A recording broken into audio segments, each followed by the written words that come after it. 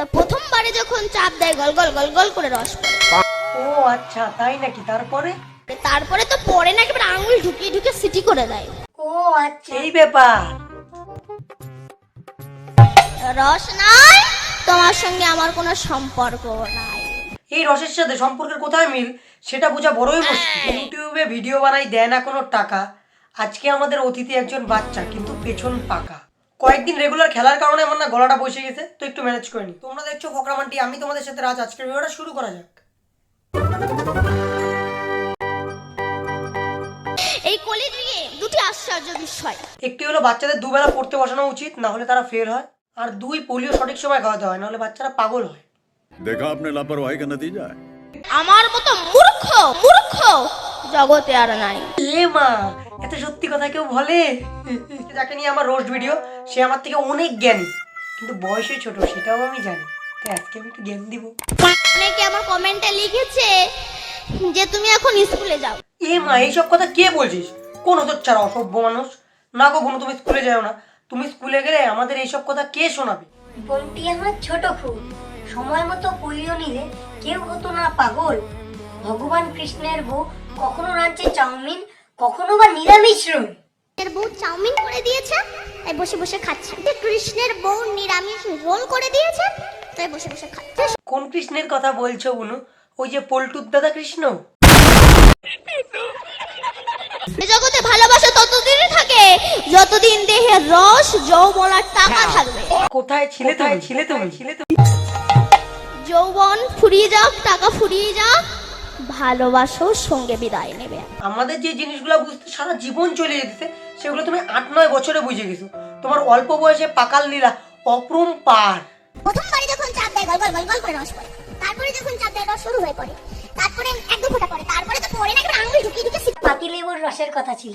একটা পাতি লেবুকে লেবু দিয়ে শুধু উদাহরণ দেওয়া হয়েছে, এখানে আসলে তোমার বাবুরটাকেই বোঝানো হয়েছে।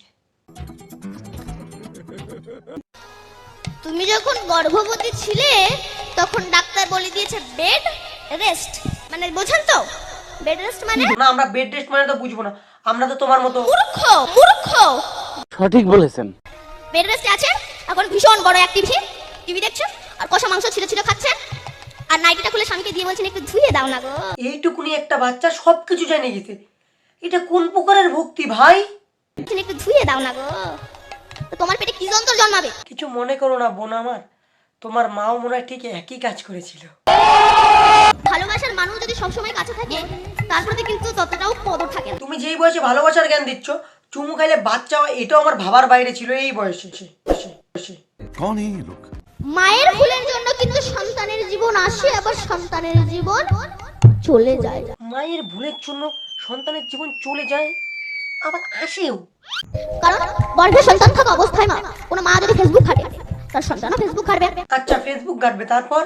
কোনো মা যদি সিরিয়াল দেখে তার সন্তানও সিরিয়াল দেখবে। ও কিরণমালা, তারপরে? তারপর কোনো মা যদি রংবাজ হয় তার সন্তান চিটিংবাজ হয়। এই বোনের কথা অনুযায়ী সব দোষ মাদের এবং মেয়েদের। কারণ এই আজকালকার ছেলেরা যে সিগারেট খায়, সেটার কারণও মারা।